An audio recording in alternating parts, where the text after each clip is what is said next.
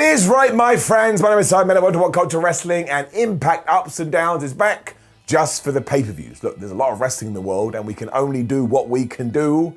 So we are just going to do the pay-per-views.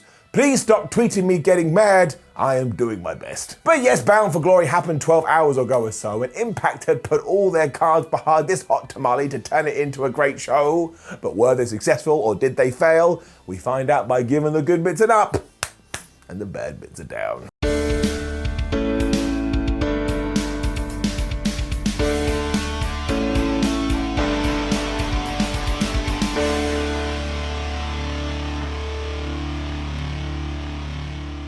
We are taking Bound for Glory as a show where Impact decided to hit the reset button. This was proven in our first match when it was the Inspiration, the former Iconics, making their debut to take on Havoc and Rosemary for the Knockout Women's Championships. I am giving it up. And this was just a great way to start because the Inspiration are just a couple of goofs. I don't mean that in a bad way, but I just find them so entertaining. So what a strange matchup this was because they were taking on Havoc and Rosemary, who were like, oh, we're terrifying tough guys. I thought it was a really fun mix. And no, this wasn't the best match ever. I'm so sick and tired of people tweeting me that. But at least Cassie Lee and Jessie McKay had a plan. Because they looked at Havoc and they were like, that's one big person, man. We're going to have to do something. So they took her and they just smashed her into the ring post over and over again. Rosemary was then back in and she missed a blind tag to Lee, who then kneed Rose right in the face. The Inspiration then hit a double T move and they got the 1, 2, 3. So not only have they just arrived, they are now your new champions. And I bet if you tune into Impact TV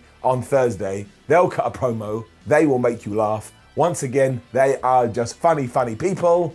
This made me pleased in my tum-tum. You then got something completely different because it was Steve Macklin taking on El Phantasmo, taking on Trey Miguel for the vacant X Division title.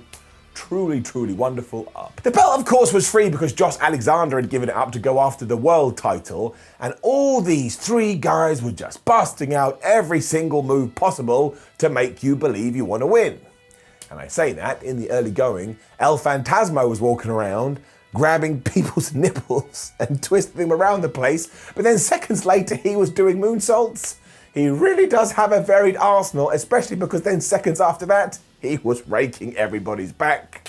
I loved it. He also teamed up with Macklin for a while to try and take out Trey Miguel, who had been pitched as the babyface for the match, but he was having none of that, so he took both of them down, but then Steve Macklin was hitting flatliners all over the place, but he wasn't able to get the 3. After that, he took a cutter on the floor courtesy of Miguel, so I was like, holy shit, we're not playing around anymore. And my word, do I appreciate Impact painting Trey as a smart babyface. Because we've already talked about the fact that El Phantasmo is like, oh man, I'm going to do whatever the hell I want. So he went to boot Trey Miguel right in the balls, but Trey had been like, I've watched all your stuff, brah. I'm wearing a cup. This isn't going to work. He then hit this awesome brainbuster and a Meteora to get the win and become the X Division Championship. And who else was just like, that guy absolutely deserves it. I mean, he had a pretty good 2020, he's having a really good 2021. This was the right thing to do. But all three guys have absolutely come into their own, and honestly, I mean, this was sure every 2021 match you've ever seen, but they did it oh so well. The transitions, the reversals, the speed. I was having a very good time. Quick promo with Mickie James after this, who did the classic, I used to respect Deonna Purrazzo, but she made it personal, so now I'm gonna beat her for her title.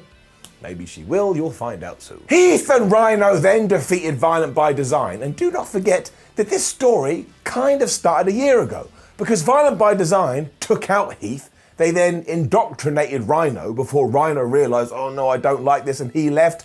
And finally, we were getting the payoff. There's also all the fallout from the time the Man Beast had spent in the group, because while Heath did come out here, his buddy and his friend was nowhere to be seen. This meant that Joe Doring and Cody Deaner had a 2-on-1 advantage when it came to the match. And we've done wrestling match before, and we'll do wrestling maths again. When you have two people one side, and you have one person the other side, the one person is screwed. But in this situation, it was 3-on-1, because Insane Eric Young was also on the outside.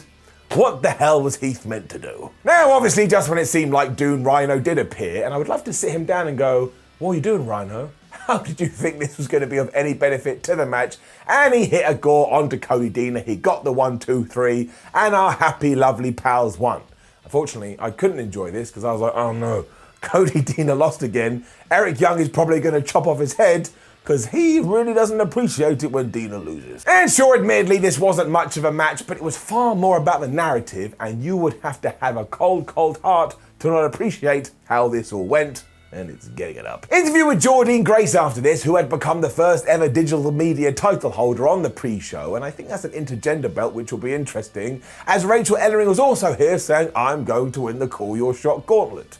W. Morrissey and Moose then tied on and said, no you're not, because we're going to win it.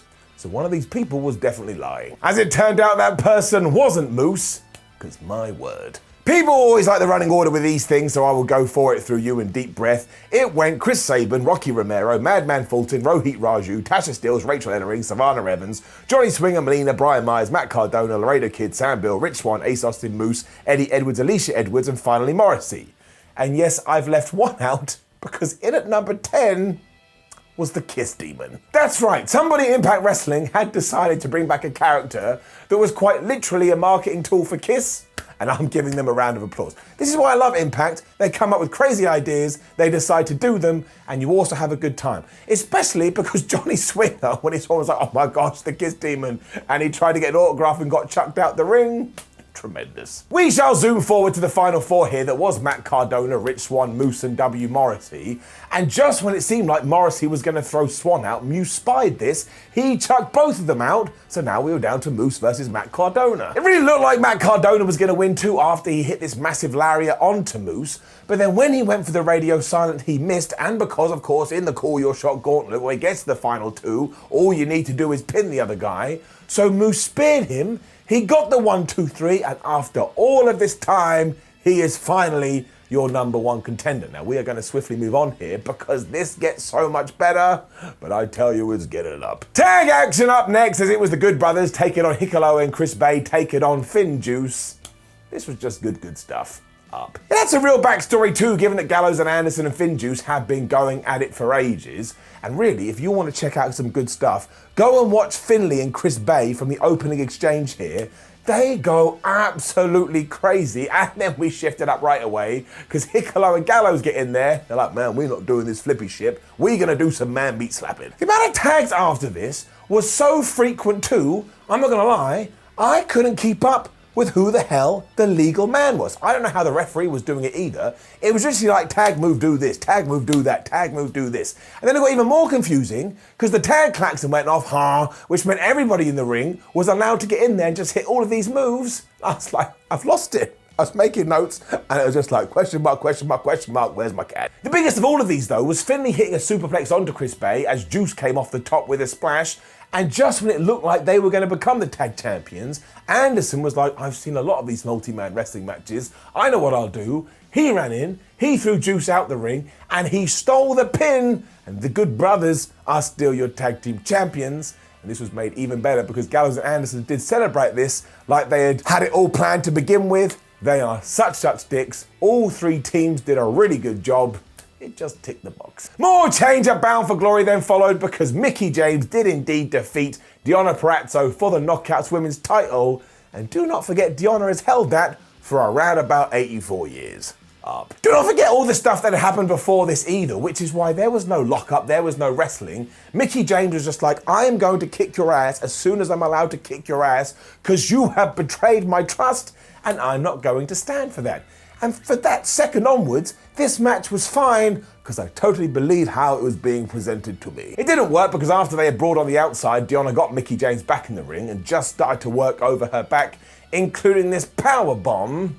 I don't think Mickie James is going to be sitting down comfortably anytime soon. James flew out of the corner with a crossbody that took both of them down, and Deonna was like, man, I don't want to do this anymore, so she went for the Queen's Gambit.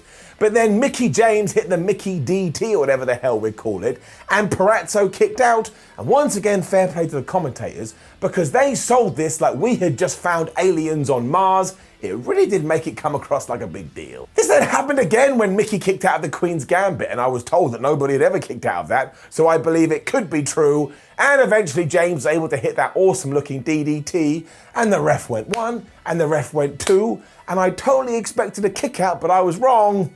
The ref went 3. I've seen some people online being all negative Nancy's going, I can't believe you gave up Deonna Purrazzo's reign for Mickie James. But once again, go and watch the story. If you were expecting anything else, well, I think you were a little bit nuts. I mean, wrestling is all about the good guy overcoming odds and then kicking somebody's ass. Bingo. Bound for Glory then got super great. Let's go. Because it was Josh Alexander versus Christian Cage for the AEW World title. And it was one of those matches where you're just like, man, that forbidden door, I'll be damned. We start with a big match filled too, as they kind of felt each other out a little bit. And then Christian started to mock Josh Alexander's headgear, because as you know, he's been trying to get in that guy's skull. That triggered the next level of this too, as they just started to punch each other in the face. But this was a terrible idea for the champion, because of course the challenger is a lot bigger. They were then throwing each other into the guardrail before we got back in the ring, and Josh Alexander was German suplexing Christian into the turnbuckle. And once again, I turned into Christian's dad, and I wanted to ring up Josh Alexander and go, have you not gotten the memo about Christian Cage's head? Would you please be careful? Christian knows all about this, obviously, because he's Christian and he understands his life, so he decided to try and hit the kill switch, but that didn't work. And of course, Josh Alexander has about 82 different finishes, so he tried to pick the ankle for the ankle lock. He got that before long, but Christian Cage was just moving around like a fish, so instead he reversed it into the sharpshooter. And I will not lie, I actually thought that could be the finish, but Cage was able to get to the ropes. There was something here too, in the sense that we all know that Josh Alexander also allows to use the C4, so I totally thought that if we were going to get a finish, it would probably be with the C4. But instead, Alexander worked himself back into a position where he was able to apply the ankle lock. He then stood on Christian's hand as if to say, look, you moved last time, this time you shall not move. And it was like, well, how is he going to get to the ropes? How is he going to break out of this? And as it turned out, he wasn't going to, so Christian, understanding how wrestling works better than anybody, tapped out and crowned Josh Alexander the new Impact champion. Hands up if this made you feel pretty good. If this had been the end of the pay-per-view too, it would have been more than fine, but holy shit, Impact was not playing around, because instantly out came Moose and said, oh man, remember I won that gauntlet when I get to call my shot? Well, I'm calling it right now, and I want to challenge you for that championship you have just won. This was especially troubling because Alexander was in the ring celebrating with his family, and because Moose is nuts, he was like, well, I'll kill them too. So Josh Alexander tried to protect his family. That meant he got speared. Moose then pinned him, and I was freaking out because I was like, oh man, when do we ever do stuff like this? The referee counted to 3. Josh Alexander's title reign was over in 10 seconds. Moose is your new champion, who has also been going after the World Championship for ages, and I was like, well, just well done. What a... I didn't even finish sentences because instantly I knew how much this feud was going to rock and roll, to the point it doesn't just get an up, just getting the golden up. So what a great pay-per-view. I understand some people didn't like some of the finishes and some people like that match wasn't very good, but I think it always had story to back it up, which is why overall it's getting up. Now please do leave a comment below and let us know what you thought about last night's show. Like the video, share the video and subscribe. Head on over to whatculture.com and we will let you know what the fallout is going to be. Make sure you follow us on social media, and we have a ton of other videos, much like AEW Dynamite ups and downs. Watch them all. My name is Simon for What Culture. Thank you for joining me as always. See you soon.